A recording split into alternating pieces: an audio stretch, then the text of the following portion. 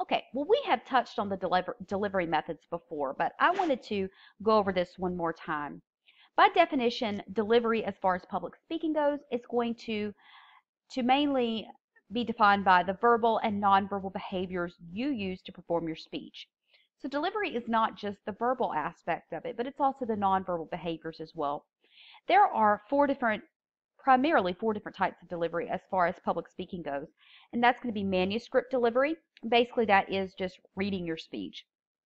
This is used with teleprompters. I've previously discussed how award shows often do this, or when the president gives you the State of the Union address, he is using a teleprompter as well. Memorized delivery is going to be giving a speech you learned word for word, and this is not something that we recommend because if you forget just one word of that, you're going to forget your entire speech and you're just going to freeze up. So we always want to avoid that memorized delivery. The next version is, or the next type of delivery is going to be impromptu delivery. And that's going to be presenting the speech pretty much as you create it. You rarely have too much time to develop your ideas or work to really prepare your ideas. So with impromptu delivery, though, it is something we do use quite often. For instance, in our careers, we might be called on to give an update on a certain project or something along those lines in a meeting. And often that's going to be an impromptu delivery if you weren't warned in advance that you would be doing that update. And then we have extemporaneous delivery, and that delivery is what we use in this public speaking course because it's the one that's the most adaptable to most situations. And that's going to be preparing and rehearsing a speech carefully in advance, but choosing the exact wording as we deliver the speech. And we've talked about with extemporaneous delivery that we construct our speech well in advance. We construct our main points and our supporting materials in there. We work to create a outline for our speech, and then we take the outline and we transform that into a keyword outline, also known as a speaking outline, to put onto our note cards. And that speaking outline or that keyword outline, either way you want to, either term you want to use for that, is used to actually deliver your speech. And we'll talk more about that in a little bit. Designing a speech requires strategic organization. And with that, I mean strategic organization is just putting a speech together in a particular way to achieve a particular result with a particular audience. That's very particular, isn't it? So we want to make sure that we are putting together the speech in a way that both achieves the exact results we're looking to achieve and also targeting the exact audience we're hoping to target there. Now, the process of organizing the body of the speech begins when we determine what our main points are going to be. And don't forget that we've went over this before, but main points are the major points developed in the body of a speech, and most speeches contain 2 to 5 main points. Now, we want to make sure that we only have about 2 to 5 main points because anything less than that, and well, you won't have enough to talk about probably, but anything more than that, and you probably have too much content to cover in the amount of time you've been given for your speech. So when we have too much information, we're not fully going into each point. We're basically just listing the main point and moving on. We're not providing enough of the supporting materials that we need to fully address that main point. So 2 to 5 is what we should have in our speeches.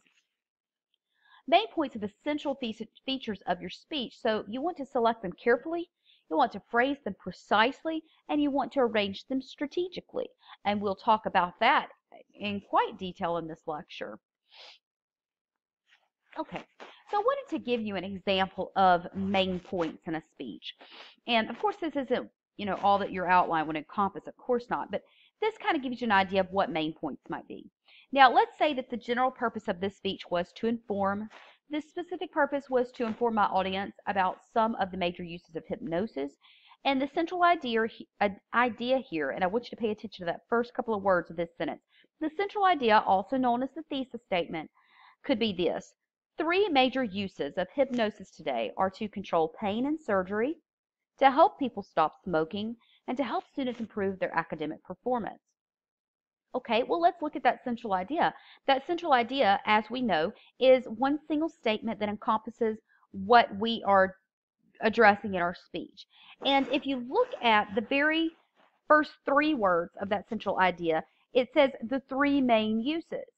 Well, that lets us know that we're going to have 3 main points to form the skeleton of the body of our speech.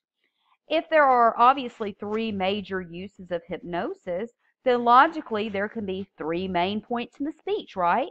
So the main points of the speech might be, as we've taken from our central idea there, hypnosis is used in surgery as an adjunct to chemical anesthesia.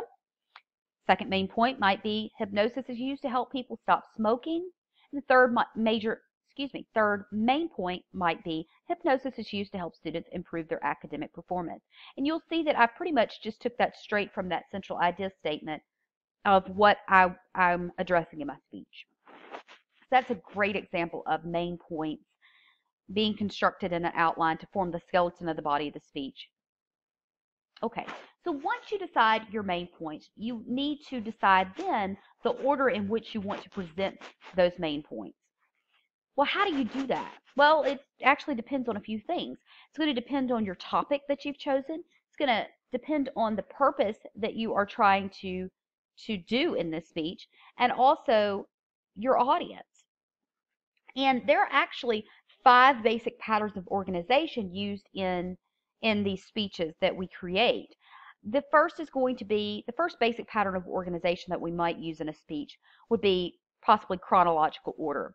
And with chronological order, it is a method of speech organization in which the main points follow a time pattern. And I'm going to give you an example of all of these in a second. So, just kind of keep these things in mind, and we'll go back and forth between the slides so that I know that you're understanding exactly what I'm describing for you. So chronological order is a method of speech organization in which the main points follow a time pattern. Now, spatial order is a pattern of organization in which it's a method of speech organization in which the main points follow a directional pattern. Causal order is a method of speech organization in which the main points show a cause-effect relationship. Problem solution order is a method of speech organization in which the first main point deals with the existence of a problem, and the second main point presents a solution to that problem. And topical order is a method of speech organization in which the main points divide the topic into logical and consistent subtopics. Now, let's go over these things and give you some examples so that you can really understand what I mean here. All right, so we previously said that chronological order was, or is better, a method of speech organization in which the main points follow a time pattern. So let's take a look at this example. If it's following a time pattern, the general purpose of this speech would be to inform. The specific purpose would be to inform my audience how the Great Wall of China was built. The central idea could be the Great Wall of China was built in 3 major stages. Now remember, 3 major stages tells me that I'm going to have what? 3 main points. Okay? Now, I want to make this a quick note here, though. Just because I say that we're having 3 main points, that doesn't mean that you're only going to have 3 Roman numerals in your outline. Of course, you'd have a Roman numeral for your introduction. You'd have the 3 for your main points. And then you'd have another Roman numeral, which here would be Roman numeral 5 for your conclusion. So Roman numeral 1 in your outline would be for your introduction.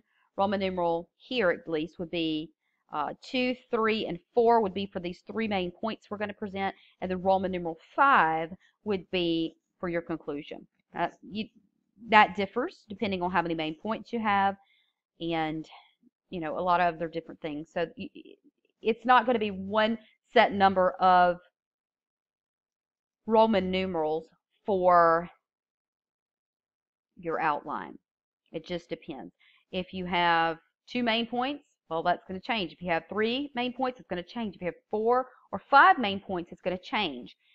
You'll never have more than 5 main points, though. Don't forget about that. Okay, so back to the chronological order.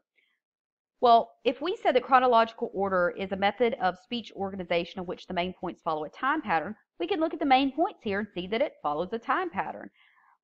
We've got building of the Great Wall began during the I'm sorry, I'm hoping that I'm quoting this correctly, but the Qin dynasty of 221 to 206 BC. The next one would, again, follow that time pattern order, and that's going to be new sections of the Great Wall were added during the Han Dynasty of 206 BC to 220 AD, and then the Great Wall was completed during the Ming Dynasty of 1368 to 1644. So we can see how we have a progression of time here, and that's going to be chronological order. Okay, the next one I'm going to discuss is spatial order. And spatial order is a method of speech organization in which the main points follow a directional pattern. So we're talking about directional patterns now. So let's say our general purpose is to inform. The specific purpose is to inform my audience about the structure of a hurricane, something we're very familiar with in my area of the world. And then the central idea would be a hurricane is made up of 3 parts. Again, it's telling us how many main points. 3 parts going from inside to outside. So the main points here are going to follow a directional pattern. At the center direction, the center of a hurricane is the calm, cloud-free eye. Second main point, surrounding the eye, again moving in a directional pattern, is the eye wall, a dense ring of clouds that produces the most intense wind and rainfall. Then the third main point, rotating around the eye wall, again we're following a direction. It's kind of pulling us out from the eye of the hurricane, out in a directional pattern. Rotating around the eye wall are 3 bands of clouds and precipitation called spiral rain bands. So again, we're following a directional pattern here.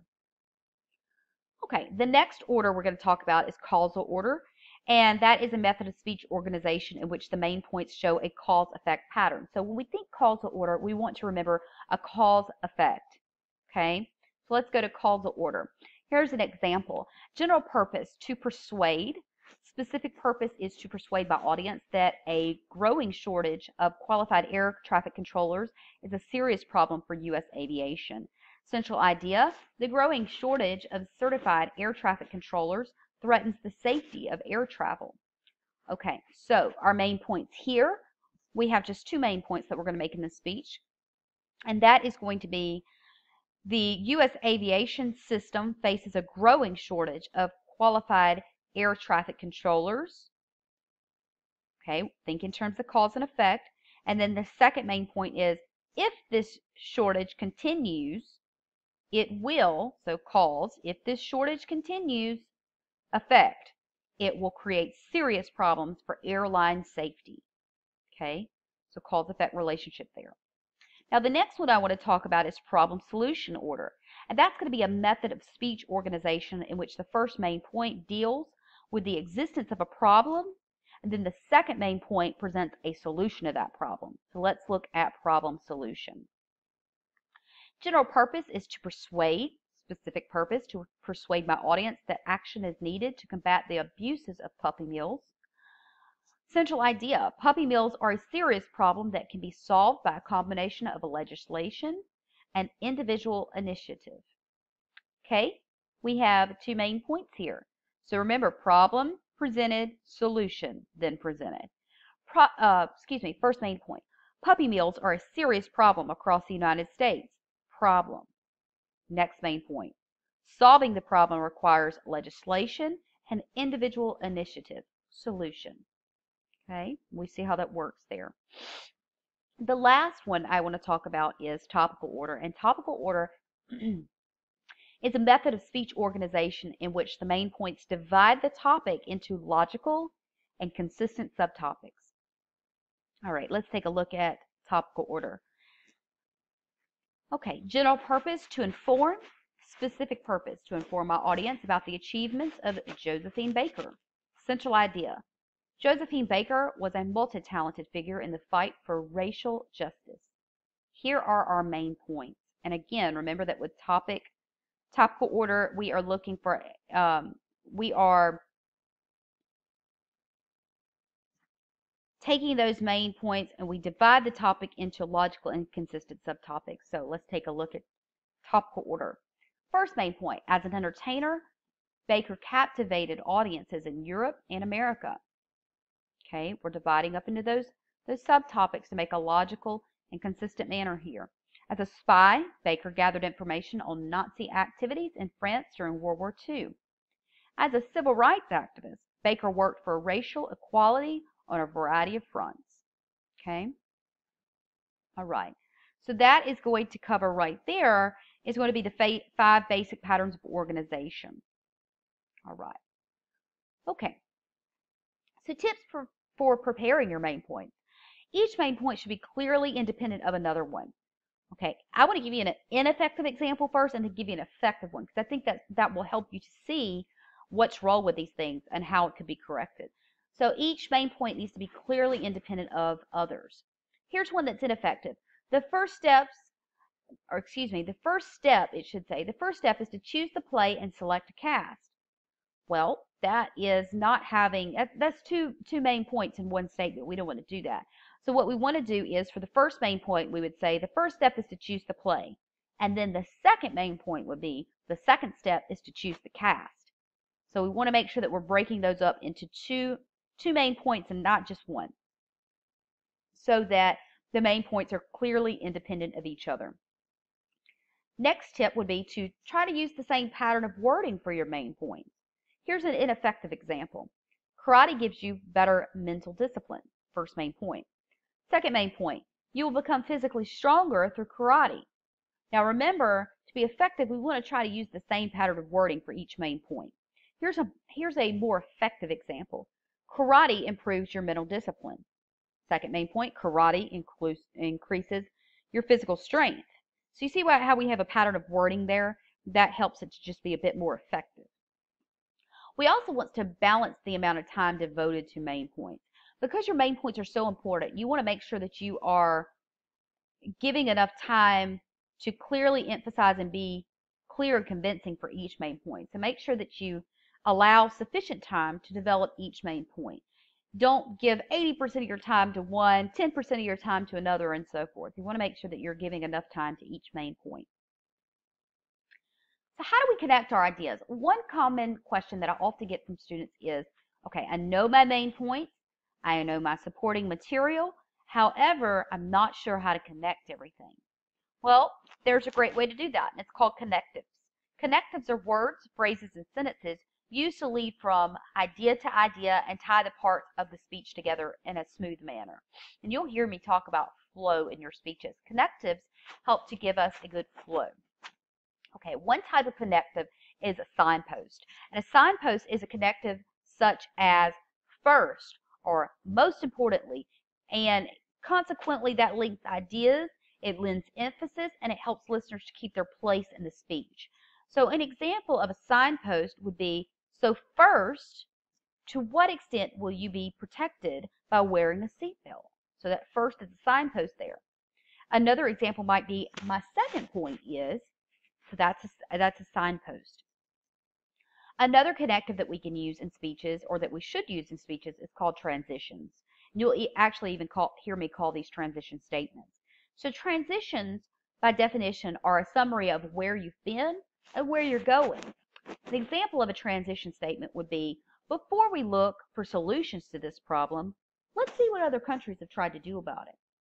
So it connects the main points in your speech in a way that you have a good flow there. Internal previews are a statement in the body of the speech that lets the audience know what the speaker is going to discuss next. And these are often combined with transitions to really provide some great flow there. And here's an example of how you could use a transition with an internal preview to really just connect your ideas. Okay, now that we have seen, this is the transition first, now that we have seen how serious the problem of faulty credit reporting is, let's look at some solutions. That's your transition, and then you go into the internal preview. I will focus on 3 solutions: instituting tighter government regulation of credit bureaus, holding credit bureaus financially responsible for their errors, and giving individuals easier access to the credit reports. So that provides that great flow that tells us what we're going to do next. Okay, another connective that we might choose to use in our speeches, and probably should choose to use in our speeches, is internal summaries.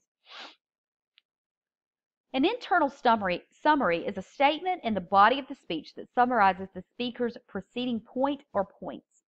These are a great way to clarify and to reinforce ideas. And again, by combining these with transitions, You can also lead your audience smoothly into your next main point. So it just helps with that flow. Here's an example where we first introduce the internal summary, and then we have the transition at the end. So it's a little bit backwards from the one we just did. First, internal summary. Let's pause for a moment to summarize what we have found so far. First, we've seen that keeping killer whales in captivity stunts their mental and physical development. Second, we've seen that keeping killer whales in captivity endangers other animals and human trainers. Now we have the transition. We are now in a position to see what can be done to keep killer whales out of captivity. So those can be great ways. Connectives are great ways to improve the flow of your speech. Something that all speakers should work to incorporate in their speeches. All right, so let's flip gears for a minute and really focus a bit more on outlines. In a speech outline, you want to make sure that each main point is identified by a Roman numeral. Now again, I want to state that first off, you need to follow the sample outlines in the course. Those will greatly help you. With every outline, you want to include your general purpose, your specific purpose, and your either central idea or thesis statement, either way you want to call it. From there, your first Roman numeral will be for your introduction. Okay. Then you'll have your next following Roman numerals will be for your main points, for each main point that you're going to make, somewhere between 2 to 5 main points. And then the last Roman numeral in your outline will be for your conclusion section. Just a few tips and food for thought to kind of make sure that you're doing this correctly. Each Roman numeral should have at least an A and a B underneath it, a capitalized A and B. And these letters are used for that supporting material that you're using to support the main point above it. If you need to elaborate further than the A and the B, and you just need even more supporting material, you can include numbers underneath there. And I'm going to show you an example in a second. 1, 2, and so forth. But I like to remind my students that this follows a form of a buddy system. Okay? Don't forget the letters and numbers must have a buddy. So every A needs to have a B. And every one, and if used at least, every one must have a 2. So every Roman numeral that you have is going to have a main point. Under that, you need to at least have an A and a B. Okay, you can't have an A without a B. It needs a buddy. Okay, and if you choose to elaborate beyond that point, those are the requirements. But if you choose to elaborate beyond that point, then you can use a 1 and a 2. But again, it follows the buddy system. If you include a 1, you must include a 2. Okay, here's a great example for you. Here's a sample outline that I've included for, let's say, a wedding toast. So my general purpose here is to celebrate. My specific purpose is to celebrate the marriage of James and Jan. And my thesis statement could be, today we come together to celebrate not only the friendship of two wonderful people, but also their lifelong union to each other. Okay. Now, you'll see that my first Roman numeral here is for my introduction. And it's going to say, I'm going to, for my attention getter, use a quote. It's not a lack of love, but a lack of friendship that makes an unhappy marriage. For my A, I just kind of threw in a sentence there that kind of conjoined it all together. For me, this quote rings all too true. My B is my preview of main points. That's why today we are here to celebrate not only the love, but the friendship of two people who are truly meant to be together. Okay, so that leads into the body of my speech. Roman numeral 2 is going to be the first main point I'm going to make. And I might describe how I met James as a child, and then I have my supporting material under there. James was the new kid in kindergarten. My B is who knew we would become lifelong friends. And then I felt like since James and I were lifelong friends that I kind of needed to elaborate on that a little bit further. So that's why I included the 1 and the 2 there. My first elaboration under that B is going to be, our joke is that we've graduated 4, almost 5 times together. And this is actually based on a real friendship that I have with a gentleman. Of course, their names have been changed, but I went to a very small school, and we graduated. James and I graduated kindergarten, 6th grade. We graduated kindergarten, 6th grade, high school, and our undergraduate together, and we almost caught up to each other on the master's degree, but not quite. So I was about 1 term after him on that one. So, you know, that's kind of a running joke that we have. And then the second elaboration I would discuss is we had a blast going to college together. Okay? Then that leads me into my next main point. I met Jan at work. How I would support that, my supporting material here. And since this is a speech of a wedding toast, it's a speech of celebration, my supporting material is going to be a little bit different. That's going to be mainly testimony and examples. Of course, you wouldn't want to add in too much facts and statistics in this because it's not that type of speech. But in most of your speeches in this course, you will be using facts, statistics, testimony, examples, and so forth. But I would talk about how I met Jan at work, and my supporting material would be my first impression of Jan was that she was extremely shy. Boy, was I wrong. And then I might talk about my B there. I remember the first time James and Jan saw each other. Now, because this speech is for a wedding toast, it's not going to be a 10-minute speech. You know, I want to try to keep it short, and we're at the reception, and it's going to be a good time. So just kind of a little bit of here and there, and congratulations to the couple. So I only have 2 main points here. My first Roman numeral is for my introduction. Roman numeral 2 and 3 are for my 2 main points that I'm going to make. And that leaves me to Roman numeral 5, which is going to be my conclusion. And I might say, you know, years later, they met again by chance. Of course, I would give you a signpost that says, you know, to conclude, years later, they met again by chance. They saw each other and they just instantly connected to each other. They were truly meant for each other. Of course, I would elaborate on all of this. This is just an outline. And then I would just talk about how he loves her beyond her beauty and she just gets him. Oh, excuse me. I have another Roman numeral under there. So that would be Roman numeral 1 is for your introduction. Roman numeral 2, 3, and 4 are my main points. Roman numeral 5 is for my conclusion. And then that's when I would get to my conclusion, and I would give you the signpost of in conclusion. I can honestly say that these two will make it because they have both love and friendship. Okay? So my restating of main points here is going to be a little different too because it's a wedding toast. But I would say, so let's make sure to celebrate the lives they have. So let's make sure to celebrate their lives together today and the friendship and love that they share. So I've kind of recapped the friendship and the love part of the speech. And then my B would be, so raise your glass to the happy couple. May they be blessed by many wonderful years together and just have nothing but happiness in their life.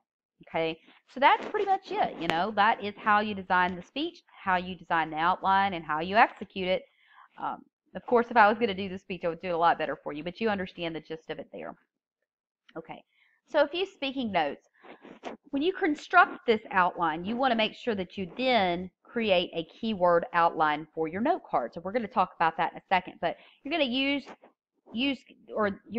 keywords for your points on your note cards. Keywords are important words and phrases that will jog the speaker's memory. You should, and I'm going to give you an example of that in just a moment, you should always create a keyword outline. This is also called a speaking outline, based off of your speech outline to use on your note cards. Now, for your note cards, it's always a good idea to use index cards that are probably either 4x6 or 3x5. You don't want those giant billboard looking ones because they're very distracting. And you don't want big giant sheets of paper up there either because that's very distracting as well. Now, on your note cards, always make sure to write legibly and give yourself plenty of room. Remember, only keywords, only that speaking outline on those note cards because that will keep you from reading your speech. You want to number your note cards. Now, this is something that students forget a lot, but if you number your note cards front and back, let's say for some reason you get to the podium and your organization of your note cards just becomes, gets messed up, well, you have them numbered so you can kind of check them and reorganize them real quick. And I've had students that have accidentally dropped them or so forth, and it just allows you to pick them up and not panic. You can go, okay, they're numbered, I'll just stick them right back together where they were. Delete non-essential words. Remember, you should only be using a speaking outline or keyword outline on those note cards. Some students choose to highlight areas and write in needed items like, you know, make gestures here, emphasize or pause on this. You don't have to do that, but it does help with a lot of students on their delivery. You always want to make sure that you practice in front of a mirror and you can practice on other people. And don't read unless it's a direct quote. If you're directly quoting something, you want to make sure to get that quote right. So it's okay to read that off, but then continue your eye contact back with the audience. And don't do that too often.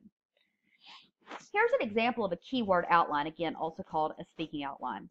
Keyword outlines are like I said, called Speaking Outlines, and this is what you're going to use on your note cards. And here's an example. The topic of this speech might be, or would be, history of the U.S. women's rights movement.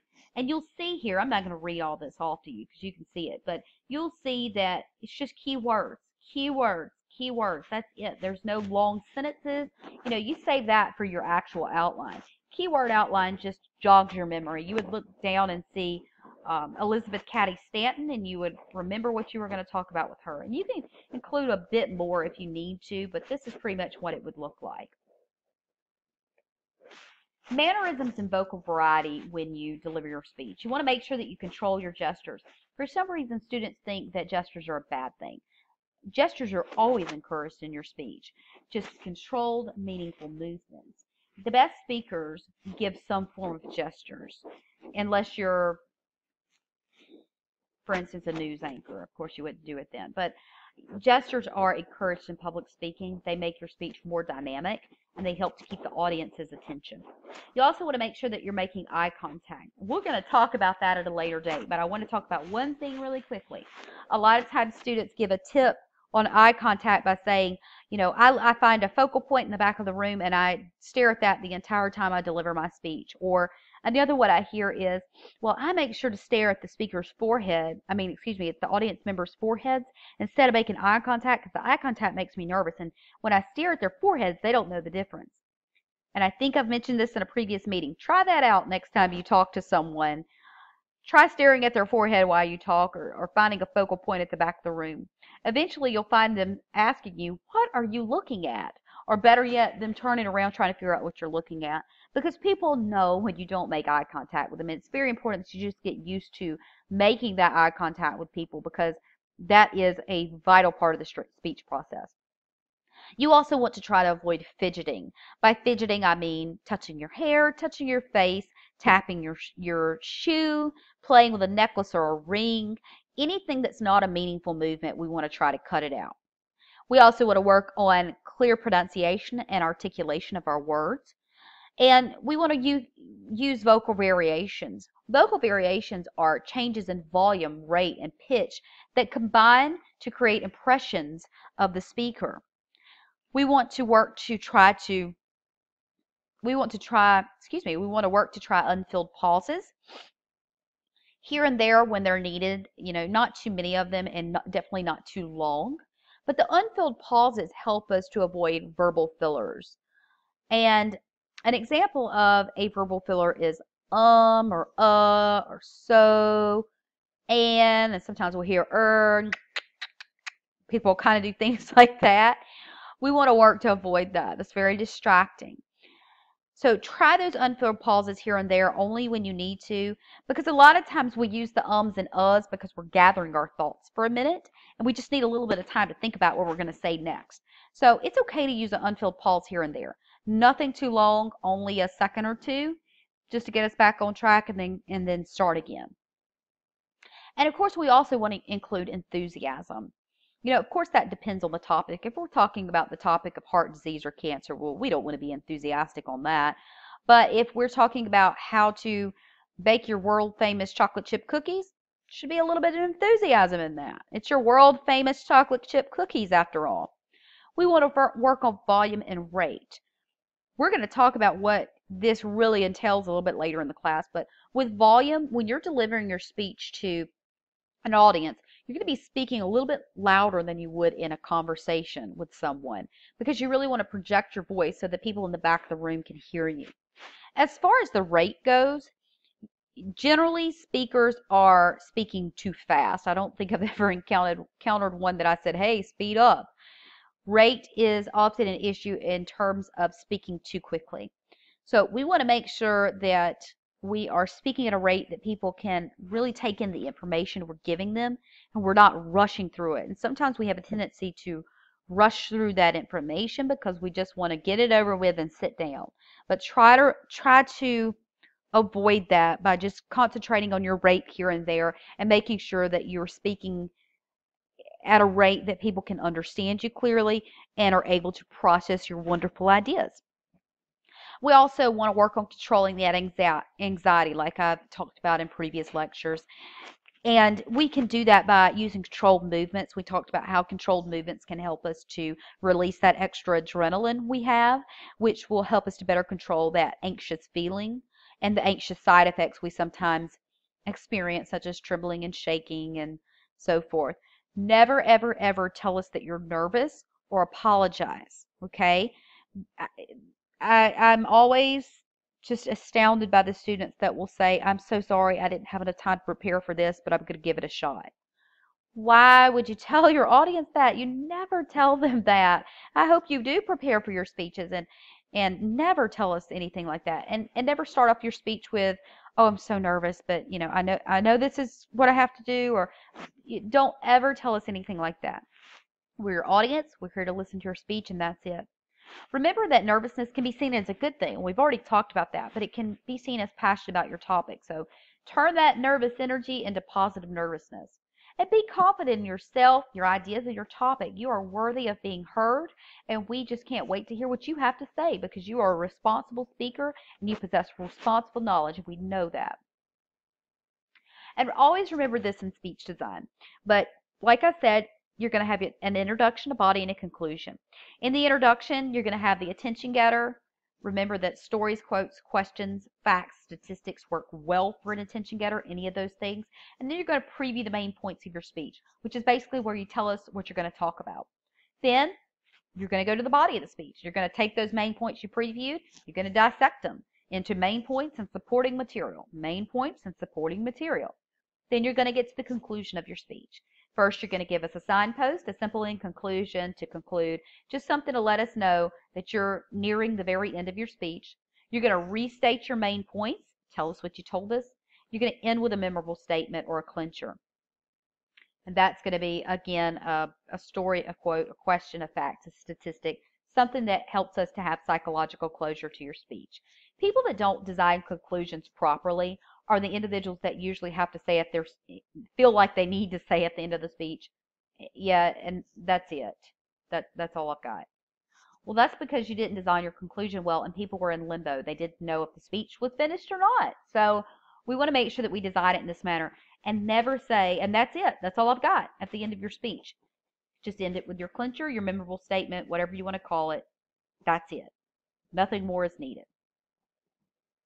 Now, I will say, though, we'll talk about this at a later point in the class, but in the business setting, in your career setting, there will be times where you might want to do a question and answer session afterwards.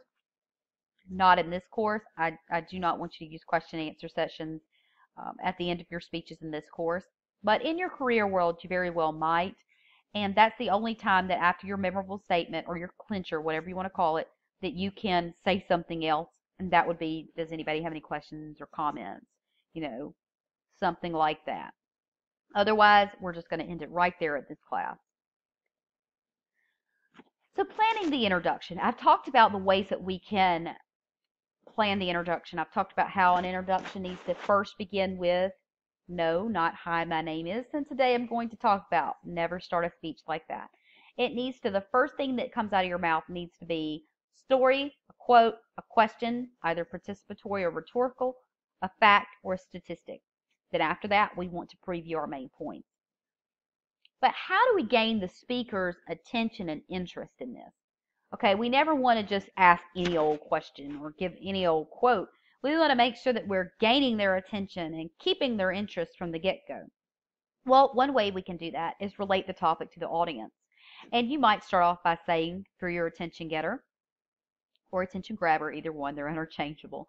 You might want to relate the topic to your audience by saying, it's Saturday morning and you're helping clean out your grandmother's attic. After working a while, you stumble upon a trunk. Open it, discover hundreds of old postcards. Thinking about getting to the football game on time, you start tossing the cards into the trash can. Congratulations, you've just thrown away a year's tuition. That's a way to relate the topic to the audience. It's giving them a kind of a preview of something that they might very well do. Another way to gain the speaker's Another way to gain the audience's attention or interest is to state the importance of your topic. And here's a good example for that. There are 3.9 million kids growing up in this country in neighborhoods of concentrated poverty. That's 2.5 times the entire population of Manhattan. No matter how hard they work in school, no matter what their parents do to try to get ahead, the single biggest predictor of their life chances, even their lifespan, is the zip code they grow up in. So that states the importance of your topic. And you see how I'm really stressing those words there and putting emphasis in that. And that will help to keep the audience's attention as well. Another way to keep their attention and really keep their interest is to startle the audience in some way. But I did want to add this on there. Don't be too extreme with startling your audience. I've had that go very badly with some students. So make sure that you're really thinking about what you're doing here. But here's a good example. Take a moment and think about the 3 women closest to you. Who comes to mind? Your mother, your sister, your girlfriend, your wife? Now guess which one of those women will be sexually assaulted during her lifetime. It's not a pleasant thought, but according to the United States Department of Justice, 1 of every 3 American women will be sexually assaulted sometime during her life.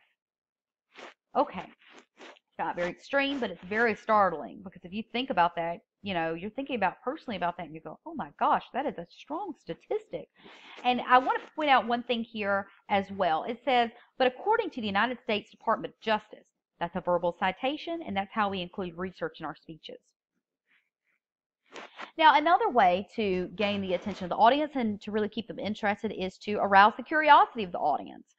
And you can do that by, and here's a good example, it's the most common chronic disease in the United States. Controllable but incurable.